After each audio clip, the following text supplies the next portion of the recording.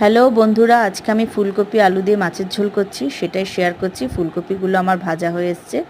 এবার আমি কড়াইয়ে গোটা গরম মশলা, তেজপাতা, গোটা জিরে ফোড়ন দিয়ে আলুগুলো দিয়ে দিয়েছি। সব কিছু এবার একসাথে আমি ভাজবো। যেহেতু এখন গরমকাল, সেই জন্যই আমি গোটা গরম মশলা ফোড়নে দিয়েছি। এবার মশলাটা বানিয়ে নিয়েছি। একটা বাটিতে জল, নুন, হলুদ গুঁড়ো, লঙ্কার গুঁড়ো সব কিছু দিয়ে মিশিয়ে একটু ভিজিয়ে রেখেছি, আর টমেটোও দিয়ে দিয়েছি। দেখুন আমি কড়াইয়ে এবার যে মশলাটা বানিয়ে রেখেছি সেটা আমি দিয়ে দিলাম। এর মধ্যে আদা বাটাও আছে, জিরে গুঁড়োও আছে, আমি বলতে ভুলে গেছিলাম। তো সব কিছু দিয়ে এবার কষাবো ভালো করে। যেহেতু দেখুন শীতকাল হলে আমি এটাতে গরম মশলা দিতাম না, নামানোর আগে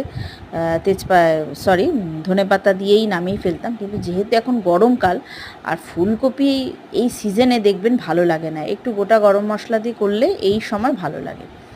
দেখুন আমি ভাজা ফুলকপিগুলো এবার দিয়ে দিয়েছি। দেখুন আমার জলটা কিন্তু অনেকটা শুকিয়ে গেছে কষাতে কষাতে। এবারে এই সব কিছু দিয়ে আমি আরেকবার কষাবো, একটু ঢেকে কষাবো। আর মোটামুটি আমার সব সেদ্ধও হয়ে এসছে। দেখুন আমার কষানো কমপ্লিট। আর আমি ওই যে পাশে হাঁড়ির ওপরে গরম জল বসিয়ে দিয়েছি। এবারে এই গরম জলটা কড়াইয়ে দিয়ে দেবো। তারপরে মাছগুলো আমি দিয়ে দেবো, একসাথে ফুটবে। দেখুন মাছগুলো আমি দিয়ে দিয়েছি। একবার ট্রাই করবেন বাড়িতে অবশ্যই এইভাবে করে খাওয়ানোর।